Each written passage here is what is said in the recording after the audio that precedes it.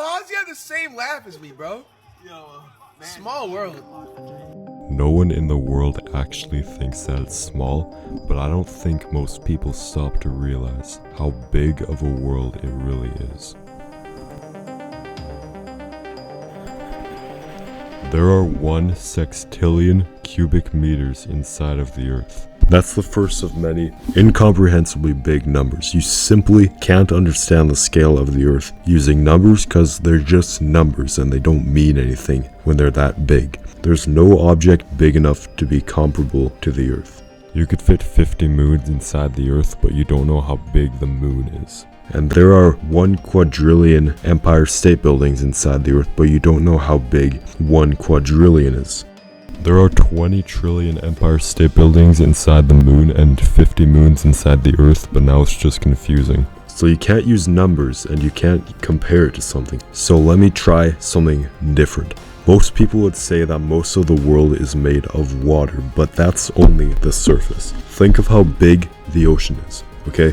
It's incomprehensible. You could be swimming somewhere with 10 kilometers of water below you, and who knows what down there. There's even a word for the fear of giant bodies of water. But anyway, if the Earth were the size of a medicine ball, the average depth of all of the water would be about as thick as a piece of paper, and the total volume of 10. That's not exact, but that's just to give you an idea that you can take something that's already, I'll use the word again, incomprehensible, and it's nothing compared to how incomprehensible the Earth's scale is. The other thing is that every single drop of that has 1 million bacteria. Across the entire world, there are estimated to be 5 nonillion bacteria. There's no way to put that number into scale. For you, it's just 5 with 30 zeros. So I'm not even gonna try. But my point is, it's not just 510 million square kilometers. It's that every square inch of that contains potentially millions of bacteria. That's all happening at the same time that everything else in the world is happening too. So many things are happening, and they always have been.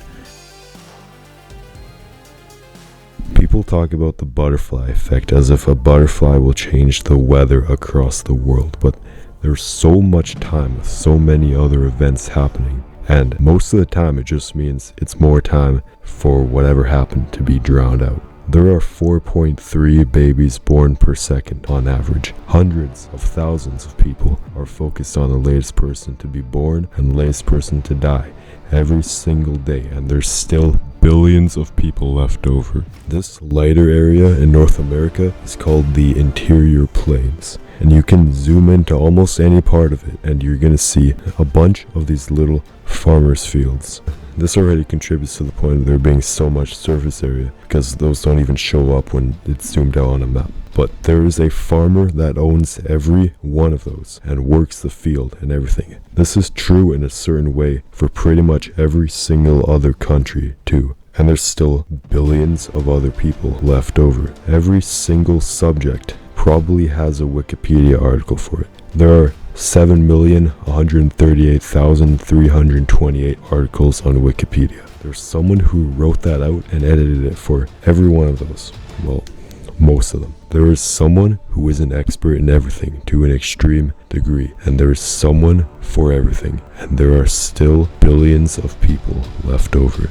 There's probably someone who is more interested in everything you do than you are. There's gotta be at least someone out there who's dedicated their life to mastering it. There's a saying about how no matter how good you get at a game, there's always a random kid that's better than you. There is always a bigger fish. No matter how good you are at something, there's someone who's trained longer, and the same probably goes for them. It's not just that there's one person for everything, it's that there's millions. There are 4,000 times the amount of people in the world as there are pixels on your screen, and if, for example, you want to be the best basketball player, then you need to be better than every single one of them. Every single one. If you happen to be LeBron James watching this, then even still, there's someone who's better at dribbling than you. There's someone who's better at dunking than you. There's someone who's better at shooting than you. And there's someone who's taller than you. If you're 5'11", just know that there's someone who's 6'11" out there. Someone who's 7'11", and at one point in history, someone who is 8'11". And the same process goes all the way back down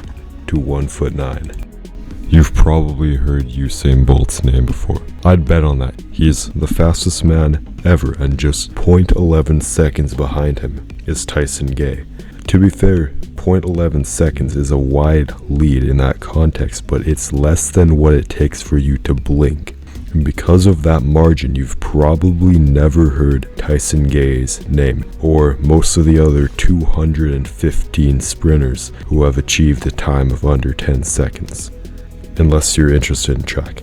You've only ever heard of first place in most categories, but almost never second, or 20,000th place, or 8,277,685,876th place. You've heard of Robert Wadlow, but not John Rogan or John F. Carroll. You've heard of Joey Chestnut, but never Patrick Bertoletti. You've heard of Elon Musk, but not Larry Page. You might have heard of Larry Page. Name one Scrabble player besides Nigel Richards. Name one marathon runner besides Kipchoge. In fact, name both of those guys. I bet some of you don't even know either of them. The first person to run a mile in less than 4 minutes was Roger Bannister on May 4th, 1954. And the second person was John Landy on June 21st of that same year, but he's practically unheard of for most people. And these days that's not even elite, and the record is 3 minutes and 43 seconds. The point is, there's no reason to have more than a surface level knowledge in all of these subjects, because there are so many of them, and whose first place is good enough. On the flip side, some categories have so many people that everybody knows, that in reality, nobody really knows all of them. There are 100 million songs on Spotify, and thousands of them have hundreds of millions of streams. I'm gonna name 6 songs and we'll see how many of them you know. Diamonds on the Soles of Her Shoes by Paul Simon. It's a Great Day to Be Alive by Travis Tritt. Friday I'm in Love by The Cure. Sandstorm by Darude. Cheek to Cheek by Louis Armstrong and Ella Fitzgerald. Nokia by Drake. Now how many of these 6 do you know? And what about these? Those are all songs with at least 100 million streams, but I could probably go on using songs with 1 billion streams, since there's over 1,000 of those. I didn't even go into a bunch of major genres because I can't think of anything from them, because being major doesn't mean it's universal. Everyone that made those songs, they exist as people who experienced everything you experienced too, and yet the only thing you know about them, the only reason you know they exist, the only part of them that you happen to see is that they made one popular song. And that's more than most people can say. You can look up almost any name on Instagram, and if it's common enough for you to think of it, it's probably common enough to have an account of a person who is named that. And if not, they've probably existed at some point. When you're in a comment section, every comment you just scrolled past was made by someone who once again experienced everything you experienced. Something they typed out happens to be the only reason you know they exist. You will never know the majority of people beyond a name, if even that. If you wanted to learn everybody's name, and everybody's name took 1 second to say, it would take 262.5 years. And that's just to get a name and a picture of their face. That also means that we as a species collectively just experienced 262.5 years in the past second. You don't realize this, but you're surrounded by a fog of not knowing 99.999% of people. Like, you don't even know they exist. You can know that there are 8.279 billion people out there, but you might meet 80,000 of them in your lifetime. Because 80,000 is 0.00001% of people. If you're 1 in a million, there's 80,000 other people like you.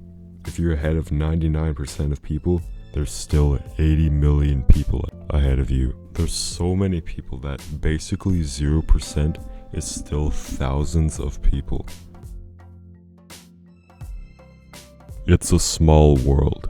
I know that's just a phrase for when it looks that way from what little of the world you can see. That's why your friend's cousin knows your cousin's friend.